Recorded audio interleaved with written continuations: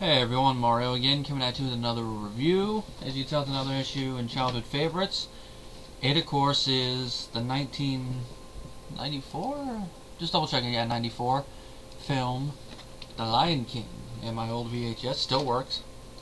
Now, one thing I have to say about this film right off the bat is that this is probably the first film I ever remember seeing in theaters. Keyword, I remember, because I might have seen films before this, but this is the first one I remember. I remember having a fun theater experience with it, enjoyed it all, watching it on VHS as a kid, and I have to say after watching it, I still enjoy it. I haven't seen it in a couple of years, but still a very entertaining film. Now, of course, as you can tell from the time this is being uploaded, originally it's after I reviewed 3 Hamlet films, and considering that this is technically an unofficial, loose adaptation or a film inspired by Hamlet, I felt, this would probably be a good time to review The Lion King, a film I've been meaning to review. And I decided to. It has, I gotta double check what its IMDb score is. Score. Okay, at one point it's an 8.5. I was gonna say 8.4. IMDb is pretty respectable. Shows about the critic. It's emotionally stirring, richly drawn, and beautifully animated. The Lion King is tall within this pantheon of great film. I will agree. I will say right off the bat, it's not my favorite of the Disney films. It'd probably be like, and at least in the top 5, whether I look at it from the Disney films as a whole or from the Renaissance. Probably my favorite film from the Renaissance is Beauty and the Beast, and that's probably my favorite of the films in general, animated wise anyway. But it definitely is a great one.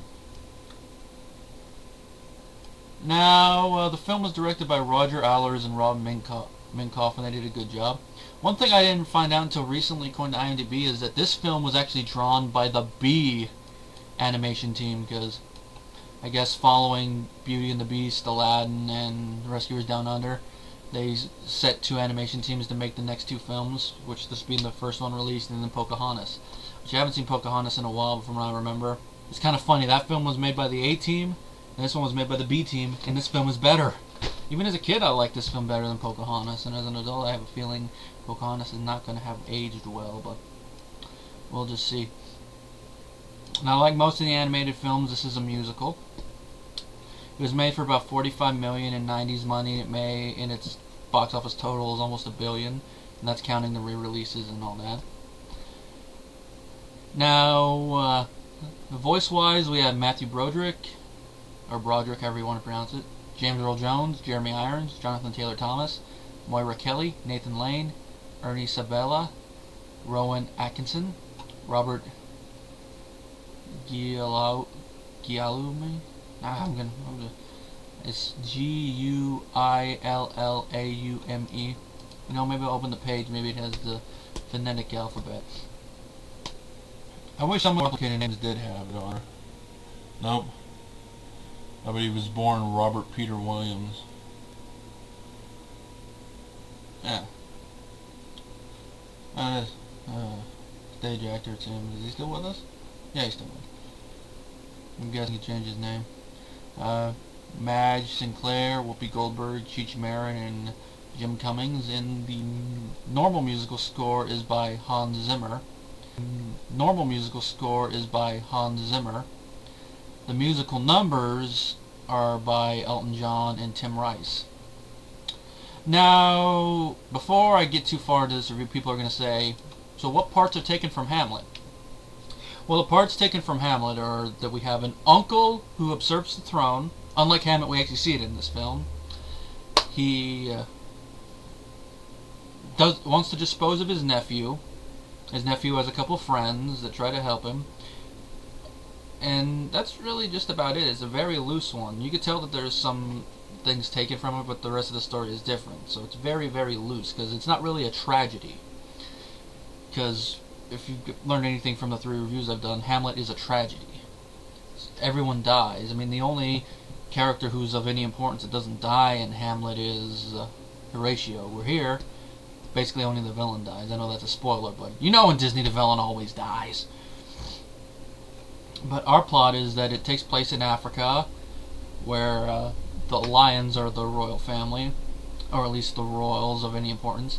The film begins with the birth and presentation of Simba, who is the son of King Mufasa and his queen Sarabi. Now, this birth has caused Mufasa's younger brother Scar to have envy and resentment, because he knows that once Mufasa is no longer king, his nephew will take the throne, and Scar had been looking forward to taking it. Now, this is where we first see that Scar, there's something not quite right about him. Now, as the film goes on, Simba grows up, and Scar puts a plan in motion to get rid of Mufasa and Simba. The first plan doesn't work, but the second plan takes out Mufasa, and Simba runs away. Now, Scar says they're both dead and becomes the king.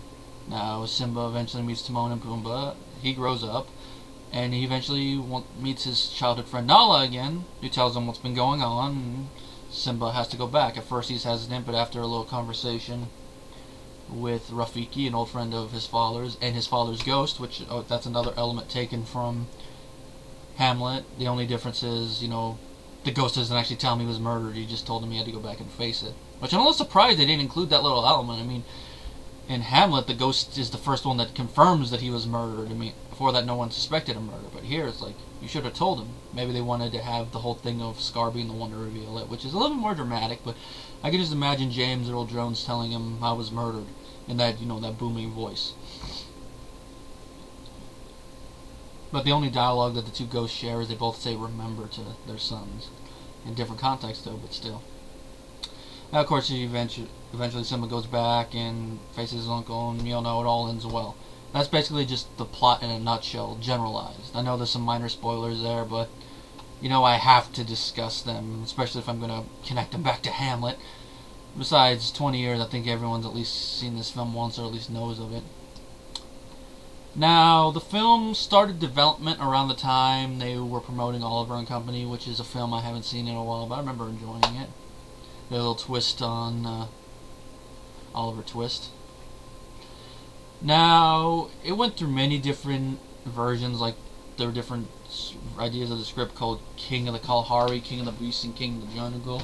All these ideas kind of were similar yet different, like originally it was going to be a battle between lions and baboons, with Scar being the baboon leader, Rafiki being a cheetah, Timon and Pumbaa being childhood friends. I guess more like how their Hamlet counterparts of Rosencrantz and Guildenstern were.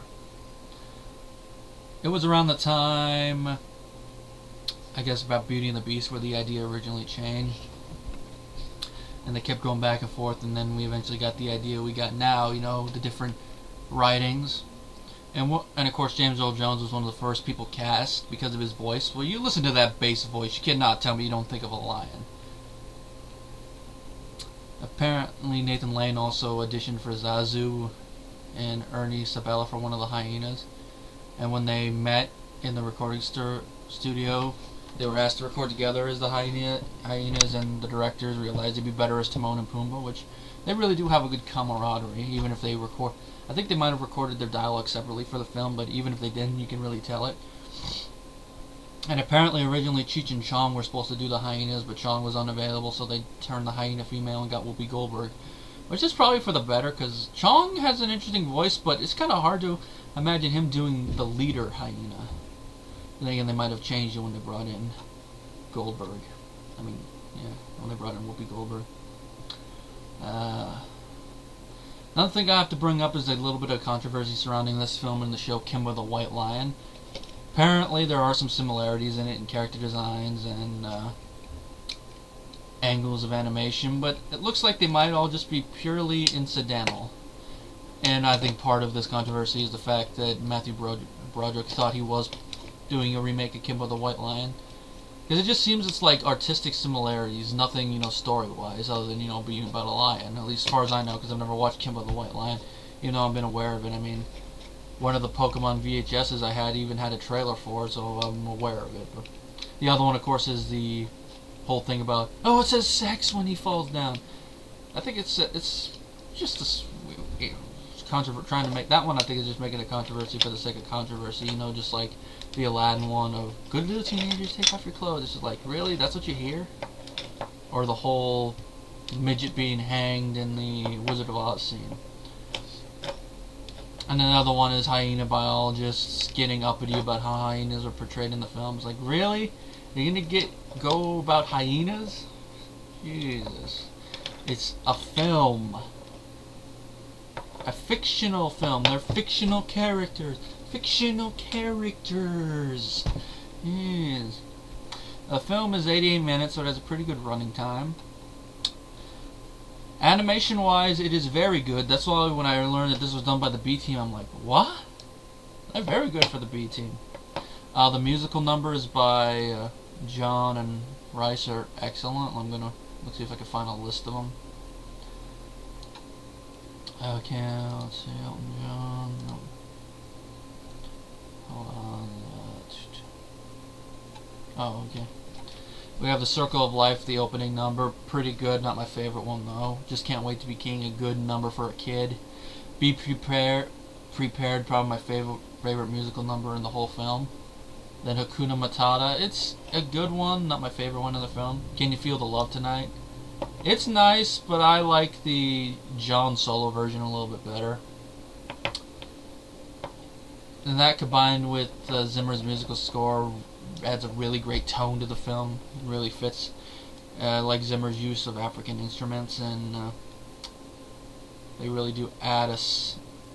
I don't know if I would use sense of wonder would be the right way to define it, but it really does fit the tone. It makes you really feel like you're transported to the Sahara. I wouldn't say this is Sahara. This is probably not the Sahara. Wherever they are, wherever they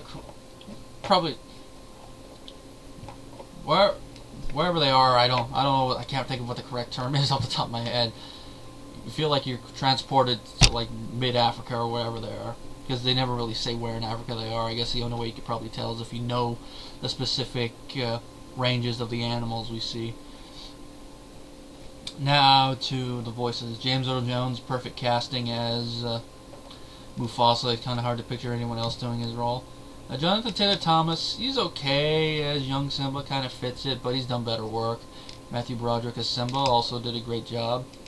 The only other voice work I could think he did was for that one version of The Princess and the Cobbler, which I haven't seen, but it's like, this is probably a better one. Some people might say he's a little bland in the role, but I think he does a pretty good job for it. Probably could have used a little bit more direction to add a little bit more, but he fits it. Jeremy Irons as Scar, perfect casting as Mufasa's younger brother, and he does have that, he kind of does bring a little bit of that dramatic theater quality to Scar with his voice. And it just makes me wonder how Jeremy Irons would interpret Claudius with just that voice he has. Now I know during the when he was doing the song he blew out his voice and Jim Cummings took over for the rest of it, which he did a good job impersonating Irons. Now I know some people don't really like how Scar becomes near the end of the film where he's kind of a prima donna, but I think that really does fit Scar's character here. I mean, his literary counterpart Claudius actually does succeed in being king, granted from Hamlet's point of view he doesn't think he was as good as his own father, but that's probably his own bias, but he is at least a good king, other than, you know, him abusing his power to try to get rid of his nephew and all that. But at least he seems to be a good king, whereas Scar here is a lousy king, and I think that really fits and shows just that Scar really was not meant to be king. Is that he doesn't know how to handle all of it, especially when you listen to what Mufasa says earlier in the film, what a king needs to do. You see that Scar, even if he knows about that, he has no respect for it. So it just shows that if they were twins, which it's kind of hard to tell if they were, he's the younger one, or even if he was the older one, he would be unfit. I think that would have added a little bit more of a dynamic to it if Scar was the older brother, which from what I understand would have made more sense design-wise, because lions get darker mange as they get older. That would have, just imagine that he's the older one, his younger brother gets the throne when their father dies.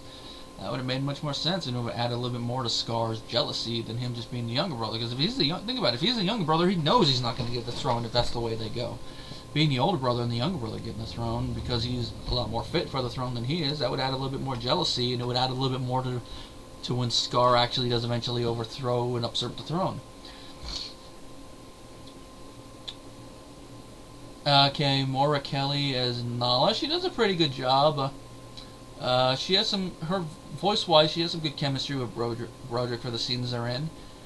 And I have a feeling they recorded separately, but they fit well together. Character-wise, you can tell there's some chemistry between Nala and Simba, probably because they're old friends. And of course they have to get married anyway because of the betrothal, but you know, there's some chemistry there, something makes it a little bit more believable, especially Disney-wise. Nikita Kalame as young Nala, she also does a good job, and she has some good chemistry with Thomas.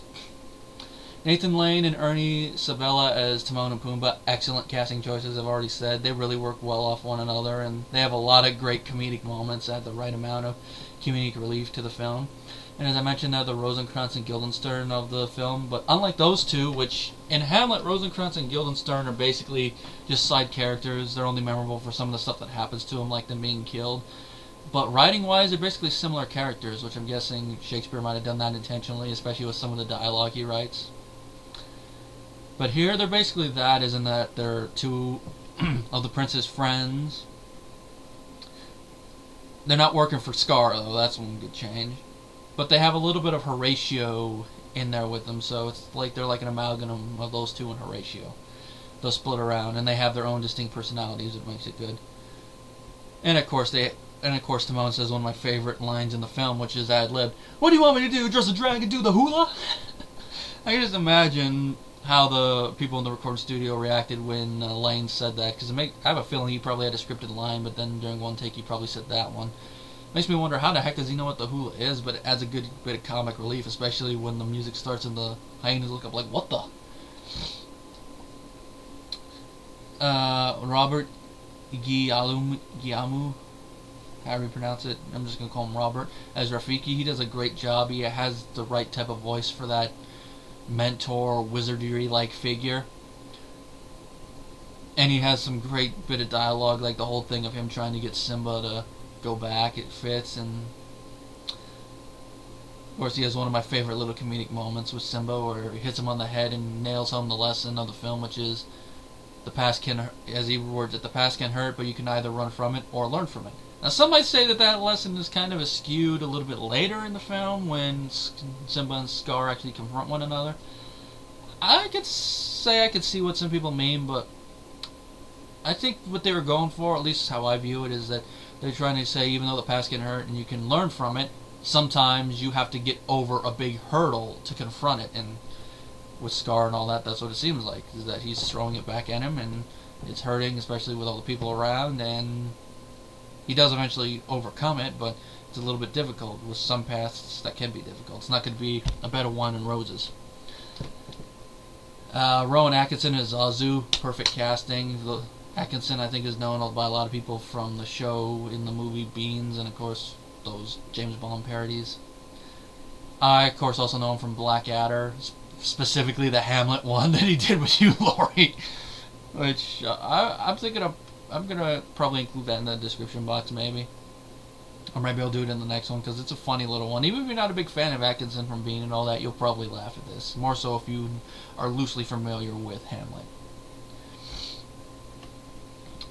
I actually didn't realize that's who it was. I'm like, why do I recognize this voice? I'm like, oh, it's him. Madge Sinclair Sarabi, she does a good job for what little she's in the film. You know, and then Goldberg and Marin as Shenzi and Banzai, they work well off one another. And of course, Jim Cummings does Ed, which is laughter, which kind of funny. And of course, Cummings also voiced the Gopher, and as I already mentioned, he was Irons in the end of Be Prepared. Nothing else really to say about this film. It's an excellent addition to the Disney canon. An excellent film of the Disney Renaissance. If the Renaissance hadn't happened, I don't think this film would have been as great as it is. It probably wouldn't have been given the money, and it probably would have stayed with the original story, and we wouldn't have the memorable film we have. Would I see it again in theaters? Well, I didn't when they re-released it, mostly because they re-released it in 3D, which, even though I do like that they're releasing some older films, why do they have to release them in 3D, or like what they're doing with Forrest Gump in IMAX only? If you want to do it in normal and then IMAX, that's fine, but at least give those who just want to see it on the big screen in normal the option. If they did that, then maybe. I'd probably want to see films like Beauty and the Beast, which I had the chance but I failed. I didn't go because, 3D. Or even, I gotta bring up the animated films for this. Oh, that's the Annie Award. Even Sword in the Stone, or Probably saw that one. I wouldn't mind seeing Hunchback on the big screen again. I did see that one.